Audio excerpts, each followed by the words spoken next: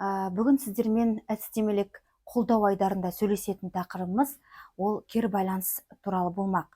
Себебі сабақтарды бақылау барысында байқаған нәрсем ол кері байланысқа өз деңгейінде назар аударылмауы сабақтарда.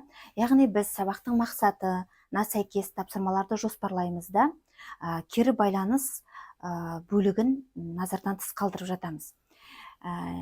Енді ойланайық, кері байланыс не үшін керек? Мысалға, кері байланыс болмаса, біз жұмыстың қалай жасалып жатқаны туралы қайдан білеміз?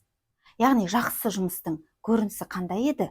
Ол критерийлермен немесе дескрипторлармен анықталады. Бірақ ол дескриптор және критерийге сәйкес пе жұмыс? Сәйкес болу үшін не істеу керек деген сұрақтарға жауап беретін әрекет ол тек қана кері байланыс. Яғни кері байланысты біз сабақтың өн бойында жүзеге асырамыз. Және кері байланыс тек мұғалімнен оқушыға немесе оқушыдан мұғалімге емес, ол оқушыдан оқушыға да беріледі.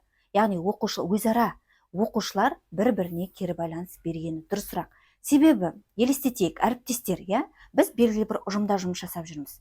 Әркім әрқалай жұмыс жасай беріп, және бір-біріне кері байланыс бермесе, ол қалай жұмыс жасап жатқаны, белгілі бір ортақ мақсатқа жету үшін жаңағы өніміміз сапалы болып жатыр ма, әрекетіміз дұрыс бағытта келе жатырық па, оны білу үшін бізге бір-бірімізге кері байланыс бергеніміз дұрыс. Мысалға, менің әріптесім, екеуміз бір мақсат үшін жұмыс жасап жатырмыз.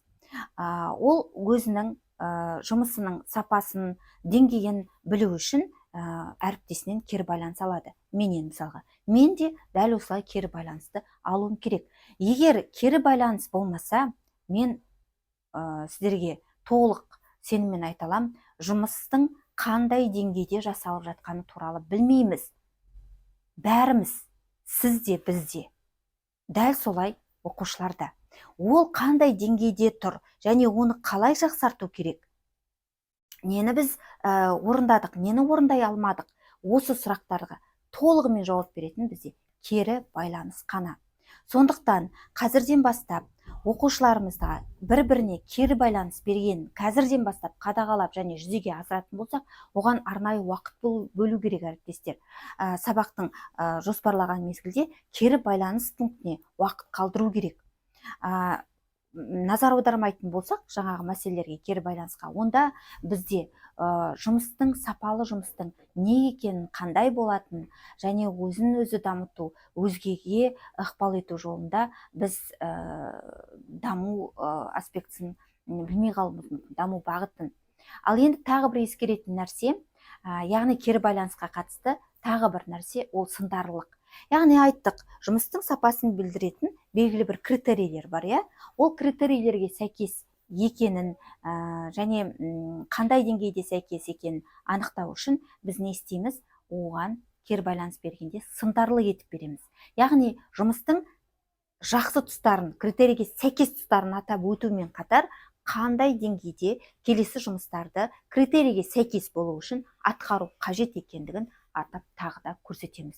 Қандай жұмыстарды атқару керек және қалай атқару керек деген нәрселер. Яғни оқушылар сыныпта ортақ мақсатқа жету жолында белгілі бір әрекеттерді орындау барысында өзара кері байланыс беріп, өзін дамыту жолында жұмыстанады.